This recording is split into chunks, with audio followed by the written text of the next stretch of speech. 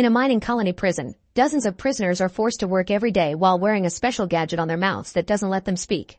When a machine known as the Crusher Pit breaks down, a guard calls prisoner Kai to fix it. In just a few minutes, Kai gets the machine working again.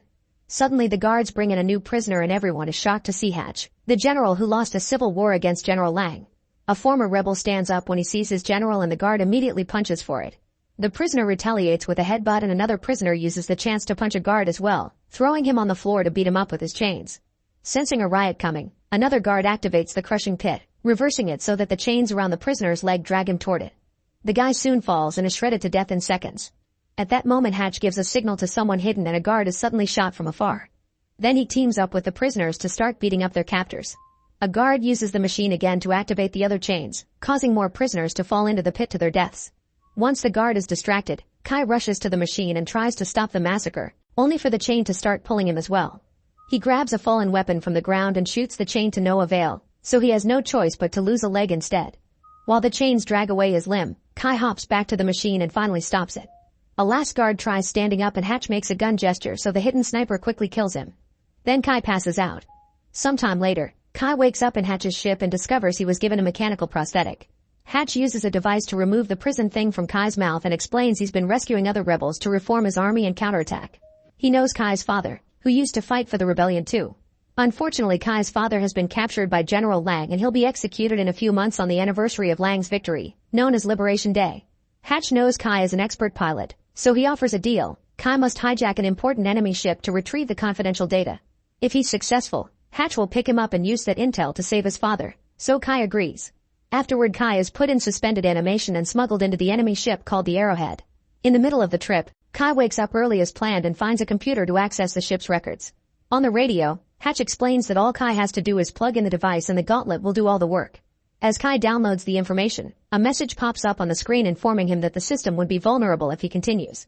Kai tells Hatch, who assures him that it's only temporary and it'll be fine. A red light turns on but Kai keeps downloading until a computer announces the systems are offline and there's unstable electromagnetic activity outside. Once the download is done, Hatch confirms that there's an electromagnetic storm outside is making things unstable, so he asks Kai to send him the files. Kai starts the transfer, but suddenly the ship shakes and gets damaged because of its current vulnerability. The interference makes the transfer fail and Kai loses contact with Hatch while the ship ejects all the escape pods with the sleeping crew. Kai rushes to the ship's shuttle right before it's expelled too and passes out when it crashes on the nearest planet. When Kai wakes up, he tries to contact Hatch to no avail. He rushes out of the shuttle and sees the pods falling all over the planet, but suddenly he has trouble breathing and goes back inside. The ship's AI called Reef warns Kai that the atmosphere is toxic and prolonged exposure may cause paralysis or death. Kai looks through the window and sees the Arrowhead slowly falling and asks Reef for a status report. However, Reef requires an employee login to proceed. Reef does say that Kai needs to find a new source of oxygen because the one on the shuttle only has 12% left. Suddenly a crew member called Oleander sends a message from his pod, asking any survivors to meet at the crash site. Kai grabs an oxygen mask and heads out to check the area. He finds some parts from crashed pods and Oleander's body bleeding on the ground. There's also an intact pod with someone moving inside, so Kai opens it to find Terran. He shares his oxygen mask and takes her back to the shuttle while Oleander's body is dragged away by a mysterious presence. At the shuttle, Terran logs into the system and shows suspicion of Kai. Reef does a scan but can't find the Arrowhead wreckage. However, Terran knows the escape pods will leave so they should find them before they get stuck. Kai follows her after failing again to send Hatch a message. While the duo wanders around, Terran explains they're actually on a moon and the planet is the big sphere they see on the sky. Eventually they find a research probe on the ground and Terran is impressed by how much the atmosphere has oxidized the metal. Moments later they find the crashed Arrowhead near a glowing obelisk, which Kai is sure wasn't there before. The duo discusses how to proceed since Kai points out he won't be allowed into the pods. Terran realizes he works for Hatch and mentions that the general was a cruel man who used to raid colonies before the war, killing thousands of people. However, Kai says it's all propaganda and decides to go back to the shuttle. Kai takes over the pilot seat and asks Reef to activate the flying system, but Reef refuses because Kai isn't authorized. Instead, Kai asks for any updates on Hatch and Reef plays a confessional tape. A video shows Hatch after he lost the war admitting all his crimes. However, Kai notices that Hatch makes a weird gesture and wonders if it's true. He asks Reef for more information, but it's classified. At that moment, Oleander sends a new message saying evacuation will start in 30 minutes. Afterward, Kai goes back to Terran and agrees to leave with her regardless of risk. Terran points out his clothes will give him away, so he starts taking off the main parts of the uniform while something watches from the shadows. Then the duo tries to reach the Arrowhead, only for an earthquake to suddenly hit the area. Karen turns around and is shocked to see Kai being dragged away by something in a cave. She grabs his hands and tries pulling him out. However, she isn't strong enough and Kai is taken away. Scared, Taryn runs toward the arrowhead, but it's too late. The pods have left without her. Not knowing what else to do, Taryn returns to the shuttle to rest. 4 days later, she's exploring the area and finds Kai's gauntlet and axe on the ground. Not far from there, she finds the glowing obelisk and Kai on the ground covered in goo. To her shock, his leg is completely healed. She takes him back to the shuttle and runs some tests, only to discover he's now in a symbiotic relationship with another organism that healed him and made him immune to the toxic environment. Reef keeps on trying to offer information and an annoyed Taryn shuts it up, reminding it to only speak when prompted. When Kai finally wakes up, he explains that he doesn't remember anything, only that he was asleep. He feels quite heavier yet fine. Karen points out she can't fly the shuttle either because she's a biologist. Only certain employees had access to that system. The duo decides to check the obelisk and Kai hits it with his axe, discovering it's actually a soft cocoon. Inside they find Oleander's body also covered in goo. They carry him back to the shuttle and when Taryn touches Oleander's face with her bare hand, he keeps on twitching. Kai pulls out some wires to bring the scanner outside and they scan Oleander's eyes, which finally gives them access to the flying system. Kai immediately starts getting the engine ready while asking Reef about Liberation Day, learning he still has 76 days before they execute his father. Karen is shocked to hear he won't bring Oleander along and realizes she knows Kai. It turns out he used to work for her father when she was a kid. She points out that the man she knew back then would never leave someone behind to die. Outside, Oleander finally awakens and throws up. Kai and Taryn come out to check on him and Oleander starts yelling about how Hatch is going to kill them all. Then he picks up a gun from the ground and Kai jumps to punch him at the same time he shoots. After knocking Oleander out, Kai turns around and discovers Taryn is dead. Furious, he starts beating Oleander up. Suddenly he freezes because he notices he's been shot as well. His body starts wriggling and he passes out on the ground. Sometime later, Kai wakes up near the obelisk, looking perfectly healed. After seeing mysterious lights flying in the sky, he goes back to the shuttle area and is shocked to see Taryn's and Oleander's skeletons. He enters the shuttle and discovers the engine is failing, so he asks Reef for an explanation. It turns out he's been missing for 34 days, during which the engine was left running and eventually burned out. There are 42 days left until Liberation Day. Reef also reveals that while Kai was gone, it detected Oleander's heartbeat in the area, meaning he's being revived just like Kai. Curious, he goes to the caves and notices footprints on the sand. When he reaches out, his hand glows like the obelisk, so he decides to go back. For the next few days, Kai searches for crashed pods and takes their parts to fix the engine. He also retrieves Taryn's ID badge. Reef plays cartoons for him while he works. One night, Kai wakes up when he hears a strange sound. Suddenly he starts feeling unbearable pain and Reef detects an alarming heart rate. Kai leaves the bed only to fall in agony, breaking the repairs he's been doing. Reef points out he may do worse and asks him to leave. Then Kai runs to the cave and hears the same weird noise before a terrifying monster appears. He immediately runs out and falls to his knees in pain as weird limbs come out from his back, making him pass out. Sometime later, Kai wakes up covered in goo again and returns to the shuttle. He concludes fear and pain trigger the transformation and wants to get rid of the creature inside him. Frustrated, he starts punching the engine and mentions Liberation Day, desperate to save his father. Unfortunately, Reef informs him that he slept for a long time and Liberation Day happened 2 days ago. A crying Kai goes out and falls on the ground, accepting his fate is to be stuck here forever. 3 years later, Kai is still living on the moon. He's trained his body and now whenever he accidentally hurts himself, he can stop the transformation before it happens. In the sky, he can still see the mysterious lights flying.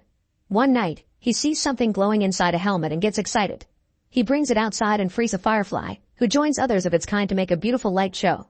When he returns to the shuttle, he finds footprints outside and discovers Taryn's badge is gone. As he discusses the situation with Reef, the AI shares a theory. He thinks Oleander has the same symbiotic relationship as Kai's, meaning he's been revived but he's stuck in the monster form.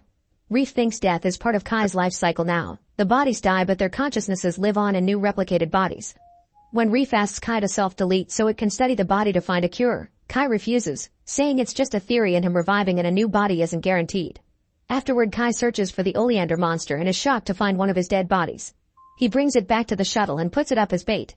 When the monster comes close enough, Kai comes out and finally shoots it. While hearing roaring in the distance, he cuts off a piece of the monster and brings it to Reef, who scans it to confirm this is indeed Oleander's DNA. It also cross-references dates and points out the roaring could be heard every time Oleander or Kai died, which means something out there reacts to their deaths. It sounded like a mother mourning her young and had probably activated the revival process. Kai doesn't understand much because he isn't a biologist, and hearing that word prompts Reef to mention Taryn. When Kai authorizes the AI to share information, it plays a recording of the night of the shooting. It turns out Taryn had been unconscious, not dead, and she escaped after Kai died. The skeleton Kai found later had been his own. Kai gets angry because Reef never mentioned that Terran was alive in 3 years, so Reef has to remind him he can only share information when prompted. Now Kai has a new purpose, finding Terran. He takes parts from the shuttle and builds a body for Reef so it can follow him around during the search.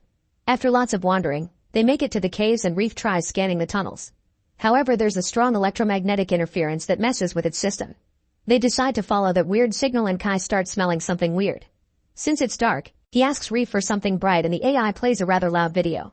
Kai has to run to disconnect the sound, but it's too late. The creature comes out of the shadows and attacks. As Kai dodges the attack, Reef gets tackled instead, and the monster goes after Kai next. It quickly bites his arm and Kai uses the chance to hit it with his axe, killing it. At that moment the same roar echoes in the cave. Kai follows a glow at the back and finds his original body next to Oleander's.